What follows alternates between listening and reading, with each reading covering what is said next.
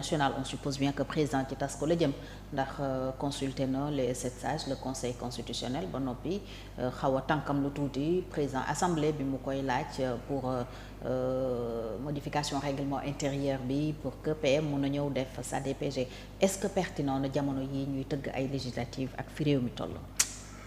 gëwuma ko wax naa la ko à l'entame de mes propos nañu réfléchir bu baax balaa ñu dugg ci loolu. gis nga ils ont raté le coche et peut-être ça se comprend c'est un nouveau régime qui n'avait pas forcément la pratique étatique pour mën a xam ne am na yoo xam ne da nga koy jël bu njëkk. vous avez gagné à 54%. un mois plus tard ma def référendum. ok loolu lañ waroon a def. waaw def référendum mais Sénégal yi jox la nee na dissoudre l'Assemblée nationale nga dissoudre ko am sa même majorité confortable mais toog 4 mois. yow suba teel. jeexi jaaxa yi commencé. contrainte yi am li nga fekk ci biir yi nga gis yenn équivoque yenn ñi nga war a récompenser nga bëgg a yow suba teel ne da ngay dem aux élections ak ces casseroles là si tant est effectivement que c'est des casseroles moo tax monsieur Dièye parce que ñun franchement Fathiam on doit avoir aucune raison de faire en sorte que ñiy daanu baaxul il y va aujourd'hui du devenir de notre pays. Ouais. Qui peut pas être aujourd'hui, qui peut pas se singulariser. Nous sommes dans un village planétaire. L'impact de ce qui se passe aujourd'hui en Europe avec la guerre ukrainienne là. Mais day am ay conséquences am. Mais changement climatique yi et ensuite que l'Europe aujourd'hui est fatiguée. Une pauvreté extraordinaire se trouve en France aujourd'hui et dans d'autres pays. Mais en Espagne, xoolal immigration bi ñu fa mais Espagne yi ngi bëgg a dee sonn ñooñu. mënatuñu tey gérer toutes les misères du monde yàlla may nañu ay ressources le know-how est là nañu motiver suñu jeunes sénégalais ñu bàyyi aventure bi mais yar suñuy doom yi ci biir kër yi pour wan leen ne leen mais l'argent c'est pas une fin en soi mooy rek la mun doon mais xoolal tey y a des bleds yoo xam ne toute une famille muy génne dem à l'immigration kon foofu désertification ba kon fan la toll. papa yaay doom. papa yaay doom ñuy ànd ak sët. bokk ko nii di dugg ci bateau yi di dem on a vu ça pour jaay sa bakkan ñu toll foofu gars yi jaay woon leen benn projet ñuy gérer loolu di xaar loolu nga bëgg fi andi leneen baaxul. moi je pense que ce serait yàlla rek a xam mais pour man fii ñu toll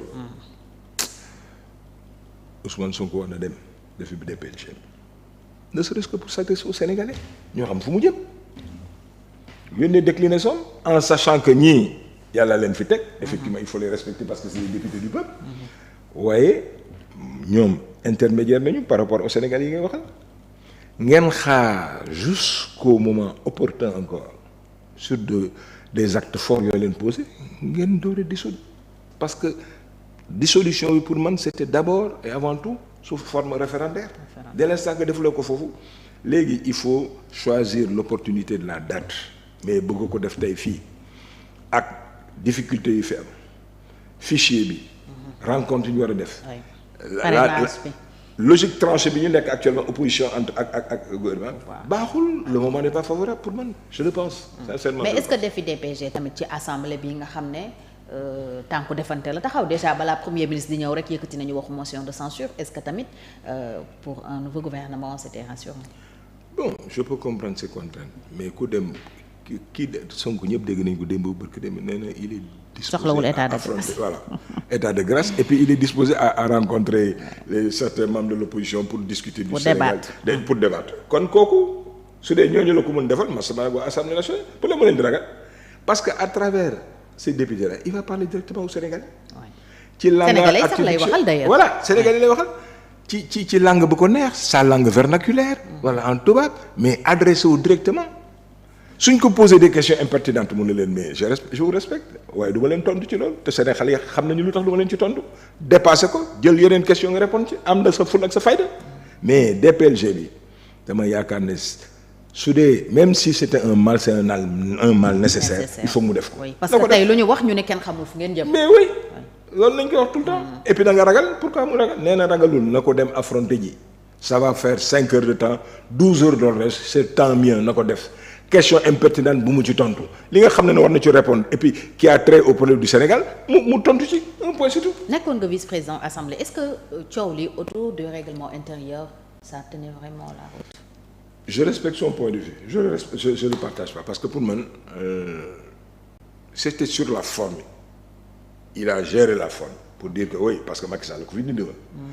Mais Amadou Ba ñëw na mais on me dira que comparaison n'est pas raison Amadou Ba était effectivement un produit carrément de l'APR amul woon état d'âme moom tam sur ces formalismes mën na ne oui tant que defu leen ko surtout que on l'a incité à le faire je pense que c'est le gars de France Dégage là Guy Marius voilà kooku moo voilà comme il l'avait fait d'ailleurs avec Amadou Ba bon nee na bi muy ñëw ne woon na ko le règlement intérieur ne prévoit pas voilà donc quelque part ils sont conséquents avec eux-mêmes mais pour man daal il peut pas avoir aujourd'hui meilleure tribune pour parler aux Sénégalais seen orientation fan la ñu jëm ak ñun sur ces 5 ans quelles sont les préoccupations du court moyen et long terme lan la yan mooy approché comprendre naa aussi de l'autre côté que li tax gars yi bëgg a dissoudre l'Assemblée nationale bi quelque part aussi c'est pour se sécuriser xam fu ñu jëm parce que ils ont aussi des positions à encore offrir ces positions là am na attentisme am na ñoo xam ñu ngi yuuxu kii parce que mënoo recycler yëpp dans l'administration am na ñoo xam ne seen vocation première assemblée nga leen mën a yóbbu donc comprendre naa loolu yëpp mais l'opportunité de la date choisie est tey pertinent dem comme ça à l'aventure baaxul parce que say waxul dëgg ba yàq na xol et aujourd'hui l'affaire Touba l'affaire ONAS et cetera tey mi ngi engagé. On parle aussi du port de Dakar. À tort ou à raison tey fi ñu toll ñëpp xam ne metti na nga war a jël 750 nit xaw ma ñaata comme ça yóbbu. xëy na c'est pour des raisons budgétaires mais am na neneen nuñ ko waroon mën a régler parce que c'est pas tey la pertinence tey. sooy financé à fond perdu def ko parce que. On est en politique.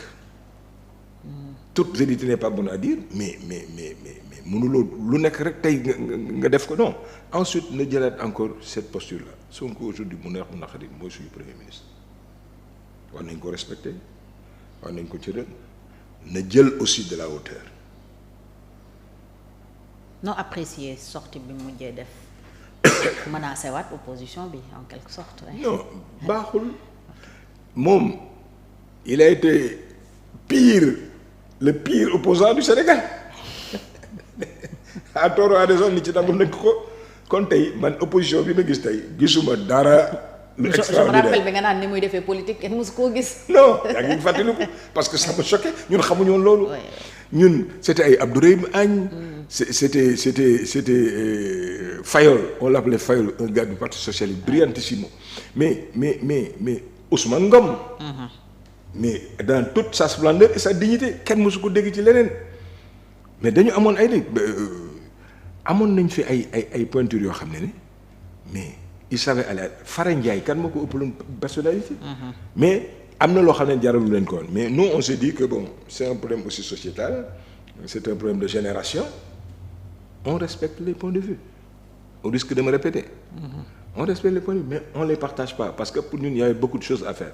mais ñooñu ñuy doon wax loolu yëpp taxul Sénégalais yi jox leen seen confiance kon ñun mënuñu lu dul tey jàpp ne Sénégalais yi ñoo leen fal.